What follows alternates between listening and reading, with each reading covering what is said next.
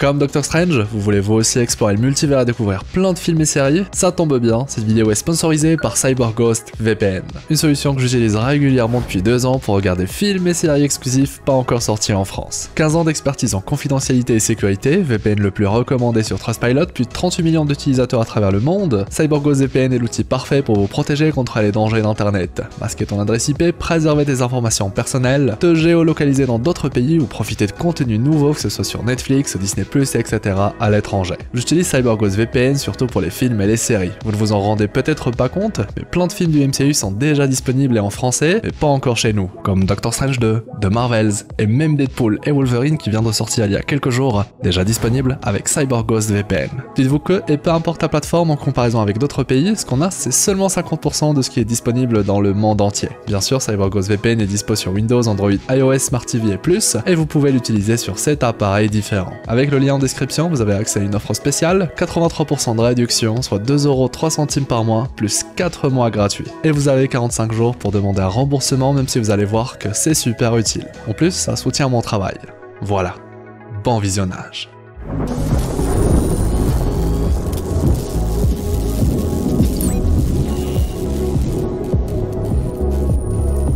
Bon, est-ce qu'on est parti pour notre première vraie exploration de l'année? Je crois bien que oui, et j'espère que je vous ai manqué. Et aujourd'hui, on va enfin s'attaquer au vrai nouveau Avengers. Un groupe qui, vous allez le voir, va tellement évoluer qu'il va concerner les deux camps qui vont s'affronter dans Avengers Doomsday et Secret Wars. Vous ne pensez quand même pas que Doom, le grand méchant de la saga, allait débarquer tout seul? Mieux, et si je vous disais que certains de nos Avengers allaient en réalité rejoindre l'équipe de Doom, y compris Spider-Man? Ah, vous allez le voir, de belles choses se préparent dans l'ombre et on se doit d'explorer tout ça. Sortez vos costumes de super-héros, installez-vous confortablement et explosez le pouce bleu avec le gant de l'infini. Je suis HeroesF et aujourd'hui, on parle des nouveaux Avengers. Bon visionnage. Depuis le grand final que fut Avengers Endgame, l'un des sujets majeurs qui ont fait couler beaucoup d'encre est sans doute celui des nouveaux Avengers, soit la team qui va s'occuper des nouvelles menaces, mais aussi et surtout qui va d'une certaine manière reprendre le flambeau de l'équipe iconique du MCU. C'est le cas pour la majorité des fans aujourd'hui. C'est avec les films Avengers qu'on a apprécié l'univers du MCU et qu'on s'est attaché plus fort à ces personnages. Bien évidemment que les films solo sont pour certains incroyables, mémorables, et c'est ce qui a également forgé notre passion pour le MCU. Mais les films Avengers, il y a ce petit plus qui fait la différence.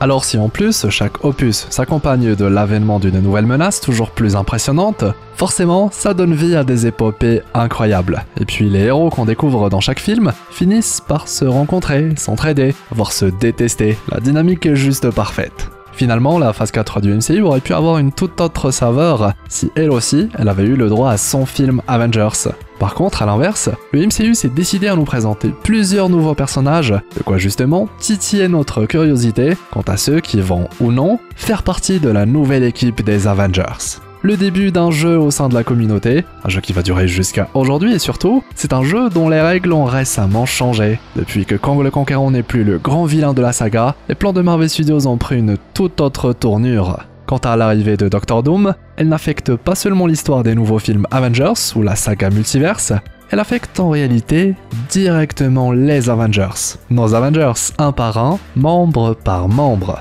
Car, en effet, il se trouve que le Doctor Doom qu'on va suivre et qui va s'illustrer comme le grand vilain de la saga est, on peut le dire, unique en son genre. Il porte le visage du plus grand héros du Marvel Cinematic Universe, Tony Stark.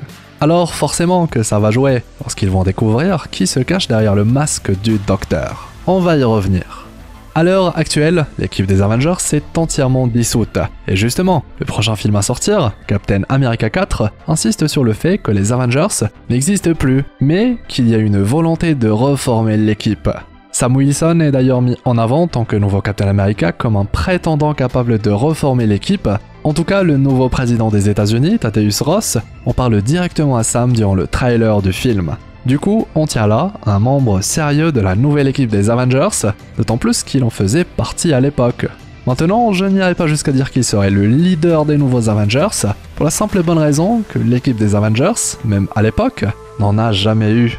Au contraire, il y avait toujours plusieurs figures fortes qui se partageaient le rôle de leader. Parfois ils agissaient même l'un contre l'autre. C'est vous dire, quant à certains membres ils étaient tellement à l'ouest ou visaient leurs propres objectifs qu'on ne peut même pas parler d'équipe organisée. C'était d'ailleurs un sacré défaut de l'équipe, même si ça a toujours fait son charme. Souvenez-vous, il y avait Steve de son côté, Tony toujours en opposition avec ce dernier, pendant que Thor faisait tout ce qui lui passait par la tête sans parler à l'équipe. Maintenant, je ne pense pas que la nouvelle équipe des Avengers sera tout aussi désorganisée, mais ce n'est pas pour autant qu'il y aura un chef. Et puis de mon côté, je préfère toujours quand il y a plusieurs figures dominantes. Et parmi elles, forcément que Sam en sera une. La création d'une nouvelle équipe sera d'ailleurs sûrement initiée par Sam lui-même, pourquoi pas après Captain America 4, pour plus tard aboutir à la vraie création de l'équipe, une fois que la menace Doom fera son entrée. C'est d'ailleurs toujours de cette manière que ça fonctionne, l'équipe des Avengers étant une réponse à une grande crise ou à l'arrivée imminente d'une menace à grande échelle. Ce qui nous amène à parler de la création elle-même des nouveaux Avengers. Le fait que l'équipe sera divisée en 3 catégories, ou pour être plus précis, les membres de la nouvelle équipe se divisent en 3 groupes. Des anciens Avengers qui répondent à l'appel pour refaire partie de l'équipe, comme Sam, Thor, Hulk, mais pas que. Des nouveaux héros fraîchement débarqués, comme Shang-Chi pour ne citer que lui, et qui a eu le droit à son propre film.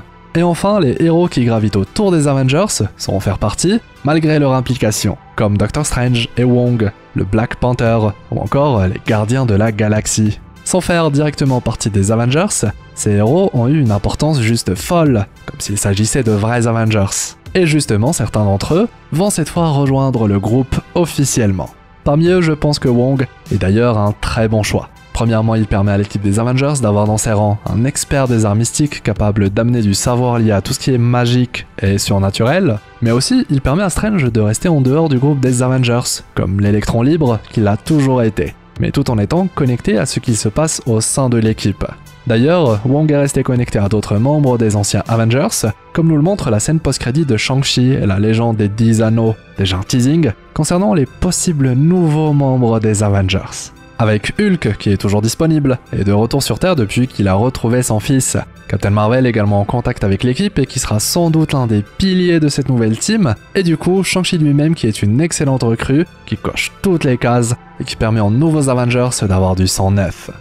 Thor Odinson de son côté a toujours été un Avenger particulier, car autant il peut très vite rejoindre la Terre et être disponible depuis l'acquisition de ses nouveaux pouvoirs de téléportation, autant il peut être présent comme un personnage qui gravite autour du groupe sans réellement en faire partie. Depuis qu'il a une fille, Love, le MCU pourrait même le laisser de côté en attendant un grand film Secret Wars. Mais ça, j'ai envie de dire que c'était le cas avant que Doctor Doom le change tout, absolument tout.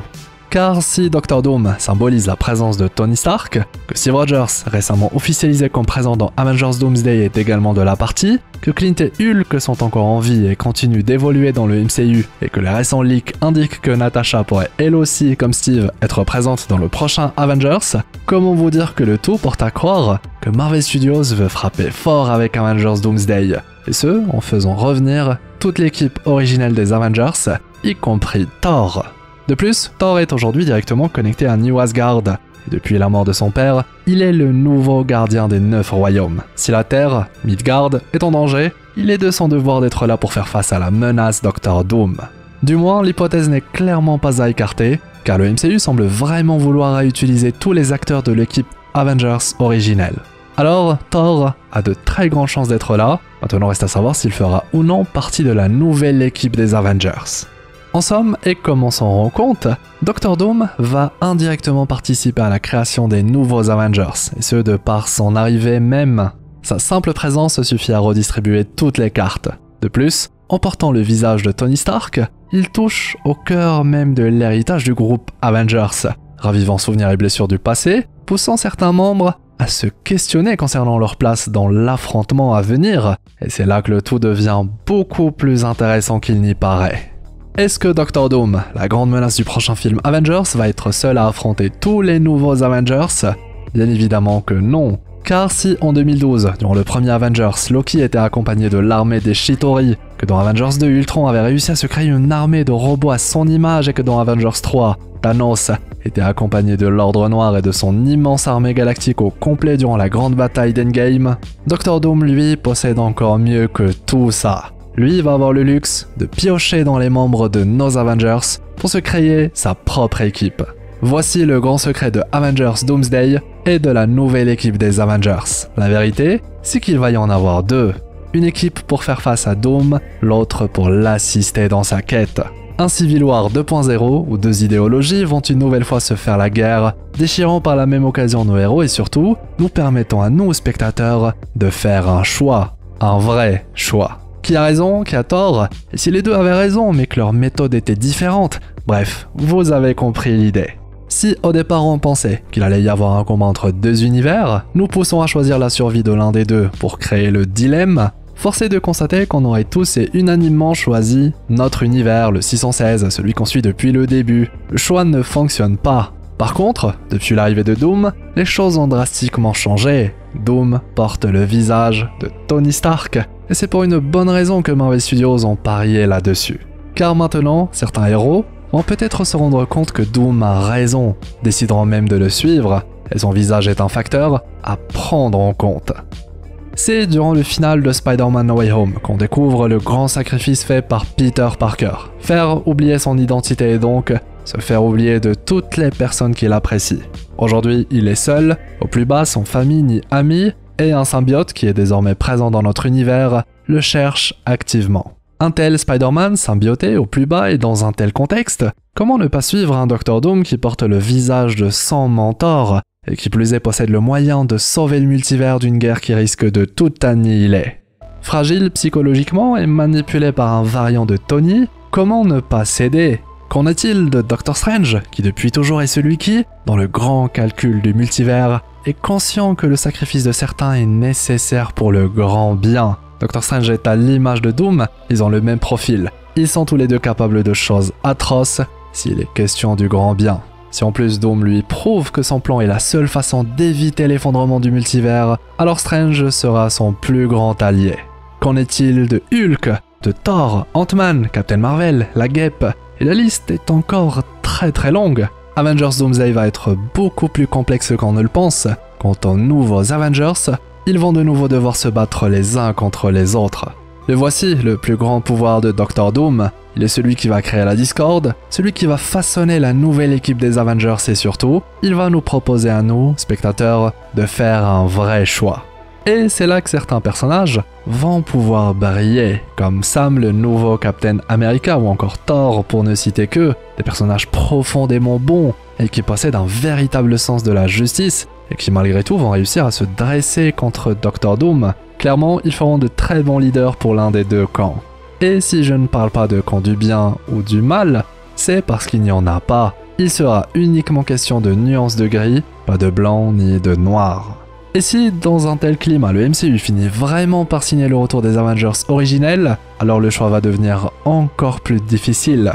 Si le claquement de doigts de Thanos a divisé, je crois que personne n'est prêt pour ce que Dr Doom va réussir à accomplir. Autour de ce beau monde, toujours avec l'idée que certains personnages gravitent autour des Avengers, il existe certains personnages qui ne peuvent pas vraiment s'affilier au groupe. C'est par exemple le cas de Deadpool, qui via son dernier film, nous a pourtant teasé l'importance de son personnage dans la prochaine guerre à venir. Le TVA, Bureau des variations anachroniques, la police du temps, possède même une technologie capable de visualiser des possibles futurs. Et dans l'un d'entre eux, comme on le voit dans Deadpool et Wolverine, on peut voir Deadpool interagir avec Thor, la preuve que Deadpool fera lui aussi partie de toute cette folle histoire. Par contre, lui, je le vois carrément du côté de Sam, Thor ou encore Captain Marvel, bref, l'équipe qui va s'opposer à Doom et aux Dark Avengers. Appelons-les de cette manière pour plus de facilité. Car oui, Wade, on n'a juste rien à faire du grand bien, il est littéralement capable de tout pour sauver les siens. Wolverine serait d'ailleurs sûrement dans ce même état d'esprit. A noter que Deadpool nous a démontré son envie de faire partie des Avengers. Donc, peut-être que son rêve va se réaliser dans Doomsday, ou alors ce sera peut-être le cas dans Secret Wars. Le Black Panther, le vrai, pourrait d'ailleurs lui aussi graviter autour des Avengers, mais sans en faire partie, car son rôle de roi ou reine dépasse les affiliations du genre Avengers. Et si je ne parle pas de Shuri en tant que vrai Black Panther, c'est parce qu'elle a refusé le trône. Elle n'est donc par essence pas le Black Panther, pas le vrai. C'est ce qu'on découvre durant le final de Black Panther 2. Les récentes news et rumeurs indiquent d'ailleurs qu'il y a de grandes chances pour que T'Challa puisse être de retour via le multivers, un recast, pendant que d'autres rumeurs pensent que Toussaint, le fils de T'Challa, sera adulte dans la suite et assurera dès lors son rôle de roi et donc automatiquement de Black Panther, car en effet les deux vont de pair. Personnellement, je suis ouvert aux deux possibilités tant que l'histoire est cohérente et sert l'intrigue. Les Gardiens de la Galaxie sont naturellement eux aussi un groupe qui gravite autour des Avengers, mais ils ne vont sûrement pas être présents durant Doomsday au vu de leur nombre, car on l'oublie, mais de nombreuses autres équipes sont officialisées, comme les Thunderbolts, qu'on va découvrir avec un film dédié, ou encore les 4 Fantastiques, un autre film qui arrivera un petit peu plus tard dans l'année. Deux groupes qui sont bien présents dans Avengers Doomsday, d'après Marvel Studios. Forcément, les 4 Fantastiques sont eux aussi un groupe distinct des Avengers, mais pourront, comme dans Infinity War pour les Gardiens de la Galaxie, interagir avec les Avengers et participer à combattre Doom. Et avec tous ces héros, la liste est vraiment très longue, forcément qu'il va y avoir des Avengers qui vont s'allier à certains membres des 4 Fantastiques, là où d'autres vont traîner avec des Thunderbolts, histoire qu'on puisse scinder l'action, y compris les groupes eux-mêmes. Là encore, on retrouve ce qu'on avait dans les anciens films Avengers, on sépare les membres et on les mixe avec d'autres groupes pour créer de belles dynamiques, avec même parfois des batailles qui se déroulent dans plusieurs endroits en même temps. Si en plus mes théories sont justes et qu'on aura bel et bien le droit à un Civil War 2.0, alors le tout va être beaucoup plus chaotique que prévu. Dans un cas comme dans l'autre, le film Avengers Doomsday va être très conséquent, et les nouveaux Avengers, un groupe plus complexe à créer que la dernière fois. Revenons-en directement aux Avengers, aux Dark Avengers de Doom et à Doom en lui-même, et évoquons cette fois la possibilité de son arrivée avec d'autres variants de nos héros. En effet, la possibilité est très intéressante à creuser, et il se pourrait qu'il puisse être directement à la tête d'une équipe d'Avengers de son univers.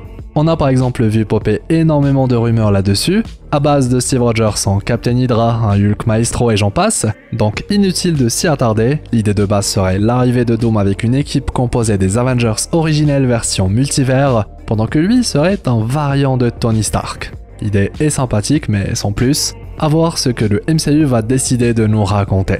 En tout cas, depuis l'annonce du retour de Robert Downey Jr. qui a incarné Tony Stark, et très récemment, depuis l'annonce du retour de Chris Evans qui a incarné Steve Rogers, il y a de très grandes chances que tous les autres Avengers puissent revenir dans le prochain film Rassemblement. Après tout, c'est le premier film Avengers depuis Endgame, le premier Avengers de la nouvelle saga, et ils veulent sûrement en mettre plein la vue. Moi j'y crois, mais enfin je suis très positif et j'ai de grandes attentes, beaucoup de hype, et je suis sûr que c'est le cas de plein d'autres explorateurs d'univers. Merci d'être resté jusqu'au bout, j'espère que la vidéo d'aujourd'hui vous aura plu, un sacré sujet avec de très belles théories, j'ai hâte d'avoir vos retours sur tout ceci. D'ailleurs, je suis très curieux, dites-moi quels seront selon vous les nouveaux Avengers du MCU, votre équipe de rêve, mais aussi, quels sont selon vous les Avengers susceptibles de rejoindre Dr. Doom. Parlons de tout ça dans l'espace commentaire, promis, je lis et réponds à tout le monde.